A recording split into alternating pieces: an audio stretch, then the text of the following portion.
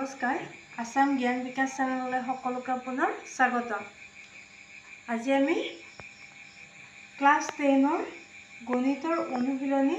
আৰটোৰ প্ৰশ্নসমূহৰ 3 নম্বৰৰ পৰা সমাধান কৰিবলৈ আগবাঢ়িছোঁ। যেহেতু আগৰ ভিডিঅ'ত কি দিয়া আছে 1 আৰু 2ৰ লগতে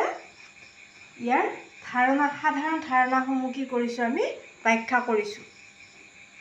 সেইবাবে আজি 3 নম্বৰৰ পৰা সমাধান কৰিবলৈ চেষ্টা কৰিম। 3 নম্বৰত দিয়া আছে তলৰ সংখ্যা কেইটাৰ বৰ্গ কিমান হ'ব। আমি বৰ্গ আৰু বৰ্গমূলনো কি হয় সেই বিষয়ে কি আগৰ ভিডিঅ'ত আলোচনা কৰিছিলোঁ পাৰ্ট 1ত। এতিয়া আমি পাৰ্ট 2ত কি কৰিম 3 নম্বৰৰ পৰা সমাধান কৰিবলৈ চেষ্টা কৰিম। 1 নম্বৰ দিয়া আছে 19। এইটো মানে কি দিয়া আছে বৰ্গ সংখ্যাটোৰ কি বুলি কৈছে কিমান হ'ব। এটো কি কৰিব লাগিব 1 নম্বৰত কি কৰিছিলে আমাক কি দিছিলে এককৰ স্থানত কি বহিব বুলি কৈছিলে। সেই কাৰণে আমি কি কৰিছিলোঁ এককৰ ঘৰৰ অংকটো কি কৰিছিলোঁ দুবাৰ পূৰণ কৰি বৰ্গ বুলি কোৱাৰ লগে লগে যেহেতু এটা সংখ্যা দুবাৰ পূৰণ কৰিব লাগে যিটো সংখ্যা দিয়া থাকে। ইয়াত কি কৰিব লাগিব গোটেই সংখ্যাটো লিখিব দিয়াৰ কাৰণে কি কৰিব লাগিব আমি সম্পূৰ্ণকৈ কৰিব লাগিব। মানে কি 19 টো দুবাৰ মাল্টিপ্লাই কৰি উঠি কি কৰিব লাগিব যেটো পাই সেইটোৱে কি হ'ব বৰ্গ সংখ্যা হ'ব। এটা কৰি দিছো বাকিখিনি যেহেতু তোমালোকে পূৰণটো জানাই বাৰে বাৰে আৰু কৰি নাথাকো।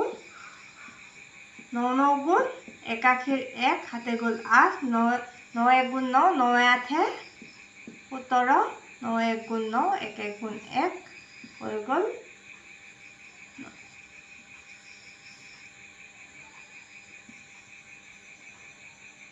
3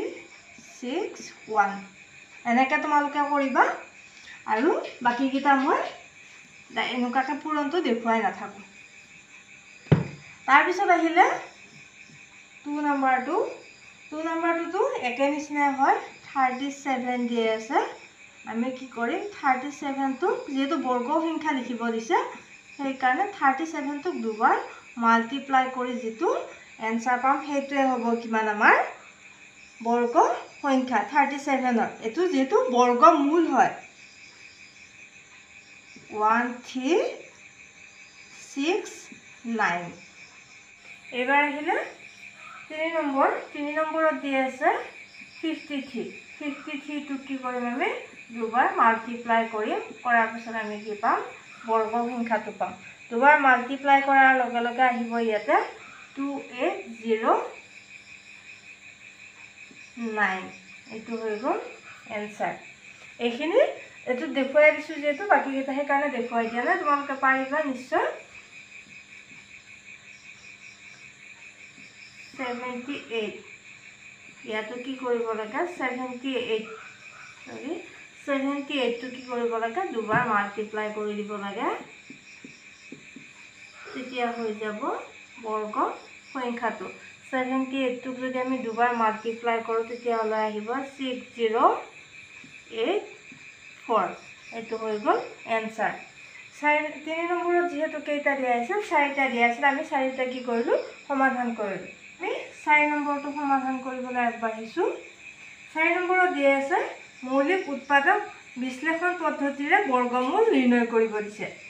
মানে কি উৎপাদক কেইটা কি হ'ব লাগিব মৌলিক সংখ্যা হ'ব লাগিব। মৌলিক সংখ্যা আৰু তোমালোকে জানাই নহয় মৌলিক সংখ্যা কি হয় যিবিলাক সংখ্যাৰ কি হয় দুটা উৎপাদক থাকে সেই সংখ্যাবিলাক কি বুলি কোৱা হয় মৌলিক। যেনেকৈ কি হয় 2টো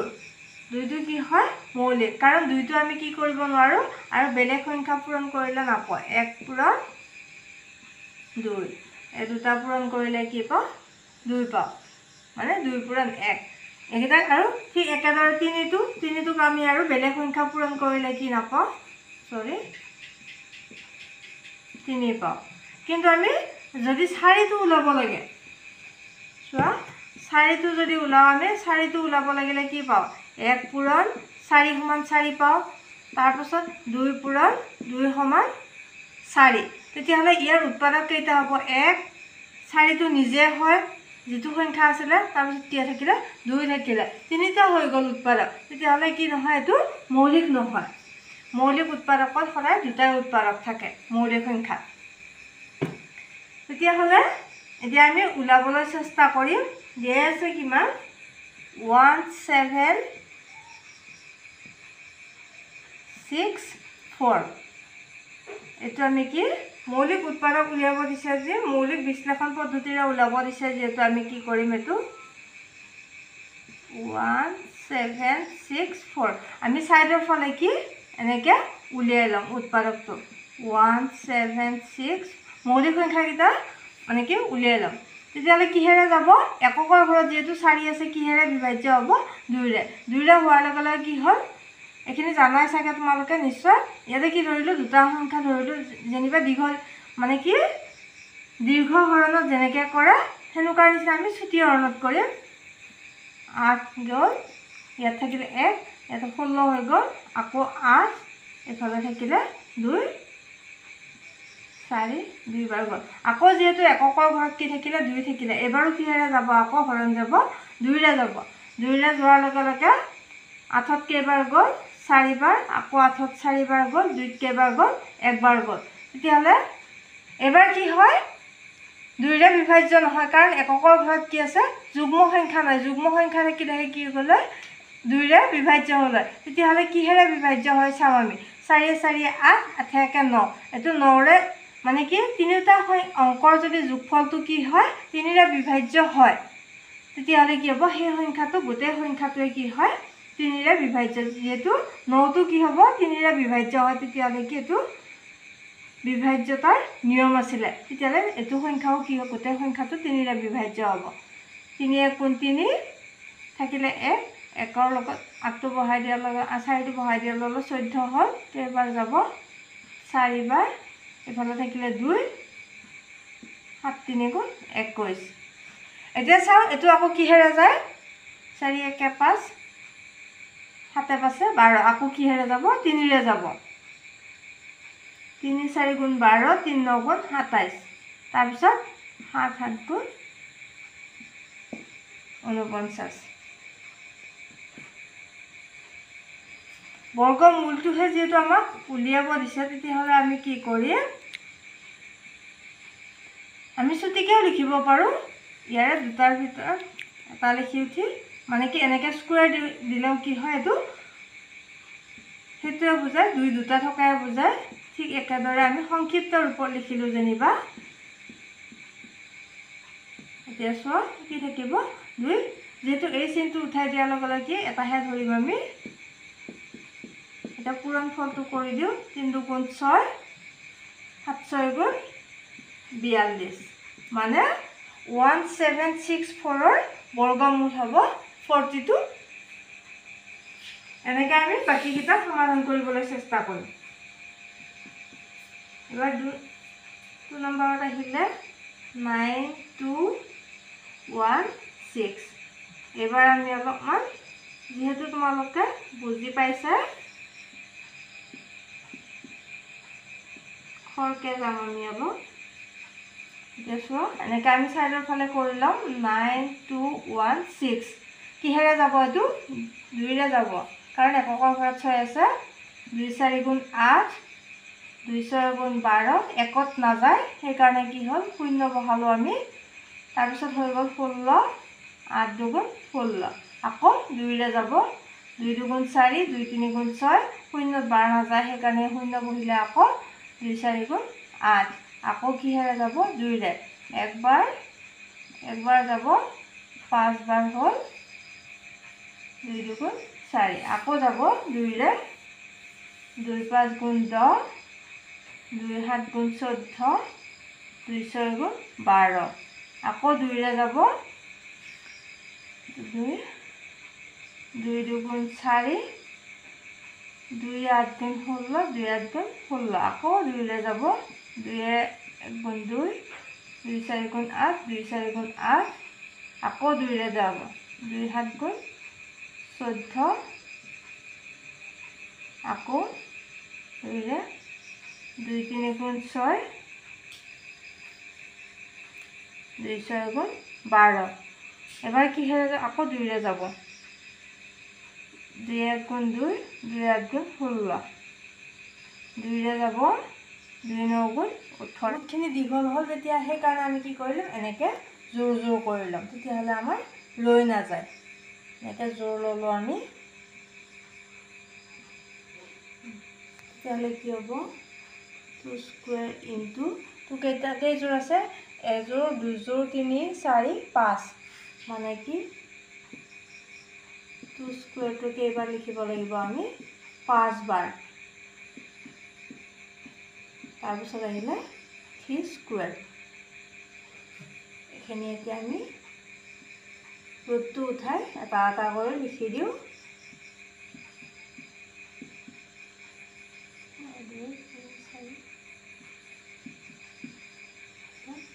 পূৰণ কৰোঁ 2 দুগুণ 4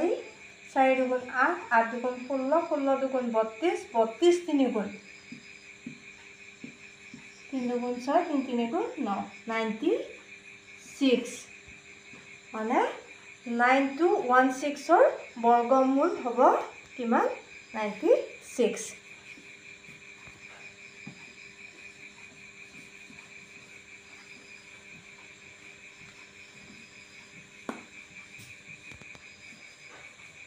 এবাৰ আহিলে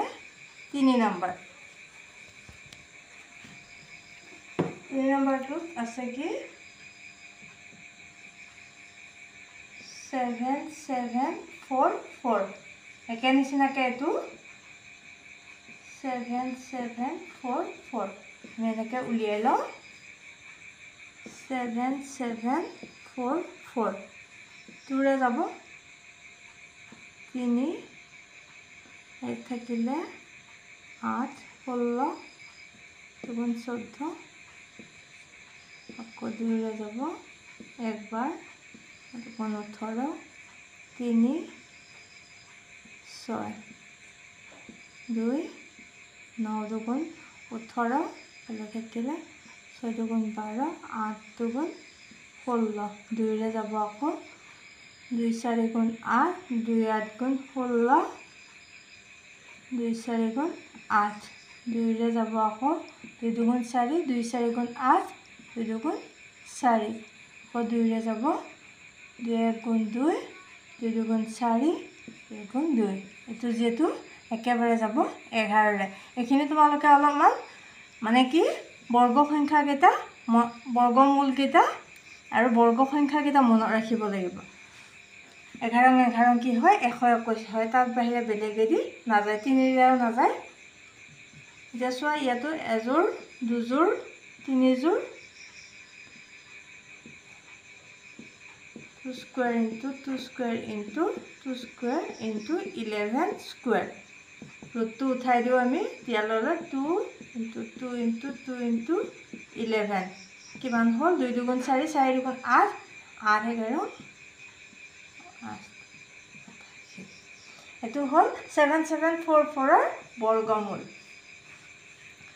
আহিলে এবাৰ 4 নম্বৰ 9801 একে নিচিনা একে পদ্ধতি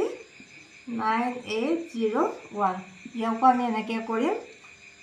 9801 ইয়াত যিহেতু 2ৰে নাযায় আগৰকেইটা 2ৰে গৈছিলে গোটেইকেইটা এইটো নাযায় কাৰণ এককৰ ঘৰত কি আছে 1 আছে বা 1 আছে তেতিয়াহ'লে আমি কৰি চাওঁ 3ৰে বিভাজ্য হয় নে নহয় 9 কে 10 10 8 18 3 6 গুণ 18 3ৰে যাব তেতিয়াহ'লে 3 3 গুণ 9 থাকিলে এইফালে 8 3 দুগুণ 6 3 6 গুণ 18 3 7 গুণ 21 আকৌ 3ৰে যায় নে নাই চাওঁ 3 2 5 5 6 11 যাব 3 1 গুণ 3 বাৰ নাযায় 0 হ'ল 3 9 গুণ 27 3 8 বাৰ যাব 3 9 গুণ 27 আকৌ যাব 3ৰে 3 3 গুণ 9 3 6 গুণ 18 3 3 গুণ 9 3ৰে যাব আকৌ 3 1 গুণ 3 3 2 গুণ 6 3 1 গুণ 3 আকৌ কিহেৰে যাব এবাৰ আগৰটো নিচিনা 11ৰে এইটো আমি কৰি লওঁ 3 square into 3 square into 11 square ৰুটটো এবাৰ দিব নালাগে 3 into 3 into 11 3 3 9 99 মানে কি 909801 বৰ্গমূল হৈছে 99 5 নম্বৰত কি দিছে তলৰ প্ৰতিটো সংখ্যাৰ বাবে আটাইতকৈ সৰু কি সংখ্যাৰে পূৰণ কৰিলে সংখ্যাটো এটা পূৰ্ণবৰ্গ হ'ব মানে কি এই সংখ্যাটো কি নহয় এটা পূৰ্ণবৰ্গ সংখ্যা হৈ থকা নাই ইয়াৰ লগত কিবা এটা সংখ্যা পূৰণ কৰিব লাগে তেতিয়াহে সংখ্যাটো পূৰ্ণবৰ্গ বা বৰ্গ সংখ্যা হ'ব ইয়াৰ বাবে আমি কি কৰিব লাগিব মৌলিক উৎপাদক পদ্ধতিৰে আকৌ কি কৰিব লাগিব আগৰ নিচিনাকৈ আগৰ 4 নম্বৰটোৰ নিচিনাকৈ আমি কি কৰিম এই সংখ্যাটোৰ মৌলিক উৎপাদক উলিয়াই ল'ম তেতিয়া গম পাম যে আমি কোনটো সংখ্যা পূৰণ কৰিলে পূৰ্ণবৰ্গ হ'ব 15 25 5 দি যাব কাৰণ কি এককৰ ঘৰত 5 আছে যদি এককৰ ঘৰত 5 থাকে তেতিয়াহ'লে সেই সংখ্যাটো গোটেই সংখ্যাটোৱে কি হয় 5ৰে বিভাজ্য হয় 5 3 গুণ 15 ইয়াত থাকিলে 25 এটা এটাহে যদি হয় তেতিয়াহ'লে 2 বাৰ নাযায় 0 হ'লে 5 5 গুণ 25 আকৌ কি হ'ব 5ৰে যাব এককৰ ঘৰত 5 আছে 5 6 গুণ 30 5 1 গুণ 5 যেহেতু 61টো কি হয় মৌলিক সংখ্যা হয় সেইকাৰণে কি নহয় 61টো আমি কি আৰু একো সংখ্যা পূৰণ কৰিলে কি নাপাওঁ 61 নাপাওঁ হয় একেদি পাম তেতিয়াহ'লে এতিয়া কি হ'ব ইয়াতে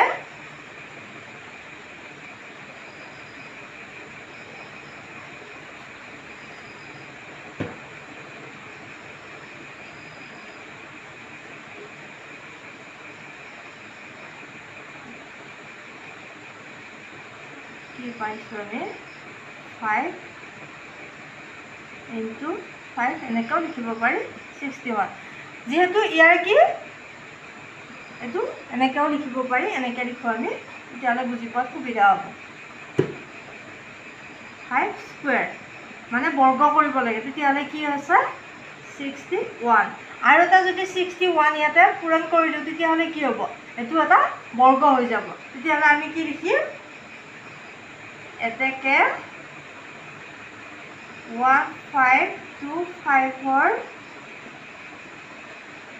লগত 61 লিখাৰ ধৰণটো যোনে যেনেকৈ পাৰে লিখে এইটো লিখাৰ ধৰণৰ ওপৰত ইমান কথা নাহে লগত 61 পূৰণ কৰিলে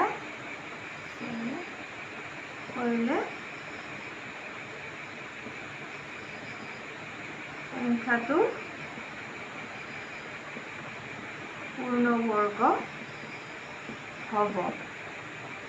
ঠিক একেদৰে আমি বাকীকেইটাও কৰিব চেষ্টা কৰোঁ 2 নম্বৰত দি আছে 1008 এইটোকো আমি এনেকৈ কৰিম এইখিনি পৰীক্ষাত কৰি দেখুৱাব নালাগে কিন্তু উলিওৱাটো লাগিব 2 দি যাব কাৰণ 8 আছে 2 5 গুণ 10 0 2 4 গুণ 8 আকৌ 2 দি যাব 2 2 গুণ 4 2 5 গুণ 10 2 2 গুণ 4 2 দি যাব 2 গুণ 2 2 2 গুণ 4 2 4 গুণ 12 আকৌ 2 দি যাব 2 4 গুণ 12 2 3 গুণ 6 এইটো কি হয় মৌলিক সংখ্যা হয় এইটো আৰু কি কৰিব নোৱাৰি বেলেগ সংখ্যা মানে কি নাপায় বেলেগ সংখ্যাৰ তেতিয়াহ'লে কি হ'ব 1008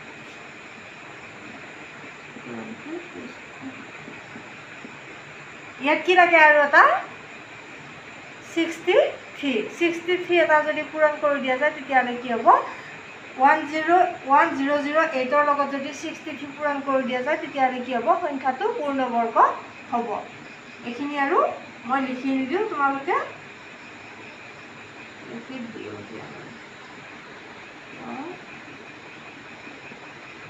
লগত 63 পূৰণ কৰিলে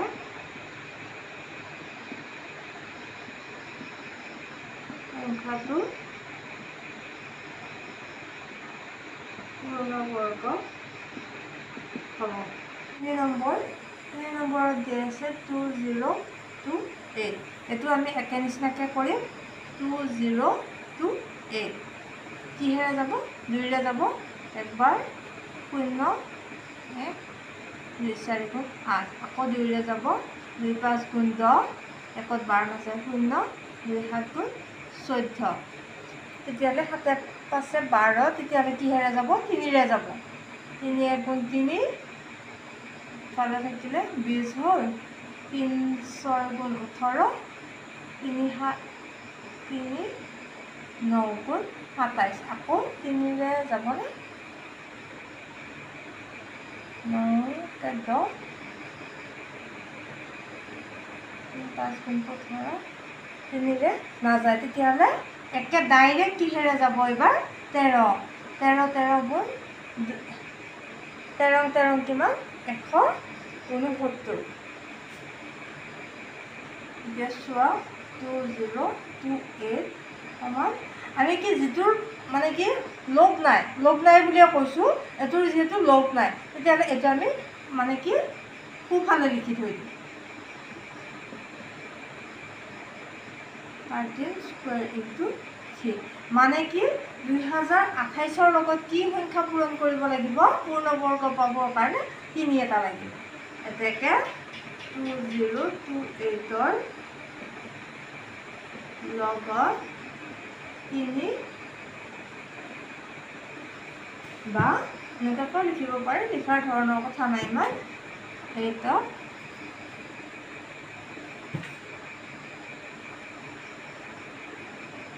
3ৰে পূৰণ কৰিলে পূৰ্ণবৰ্গ হ'ব এবাৰ আহিলে 4 নম্বৰত দিয়া আছে 768 এইটো সৰু সংখ্যা দিছে বাৰু 768 পৰিচয় আমি সৰু সংখ্যা অলপ 768 কিহেৰে যাব 2ৰে যাব 3 8 4 আকৌ 2ৰে যাব 1 9 2 আকৌ 2ৰে যাব 26 আকৌ 2ৰে যাব 3 4 গুণ আকৌ 2ৰে যাব 2 4 গুণ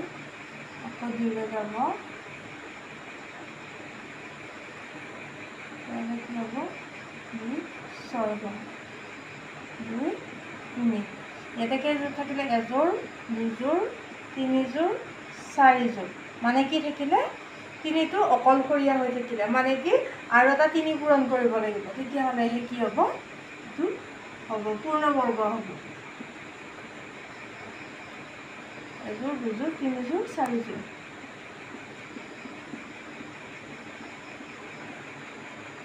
এইটো বুজাৰ অসুবিধা হয় কাৰণে মই তলত লিখি দিছোঁ তোমালোকে একেবাৰে নিলিখিলেও হ'ব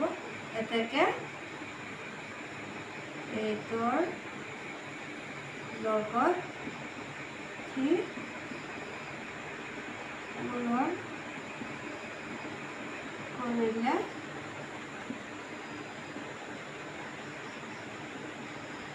পূৰ্ণবৰ্গ হ'ব এইখিনি লিখাখিনি তোমালোকে যেনেকৈ লিখিলেও হ'ব মুঠে এইটো উত্তৰটো পাব লাগিব পূৰ্ণবৰ্গ মানে কি মৌলিক উৎপাদকত উলিয়ালে হ'ব লাগিব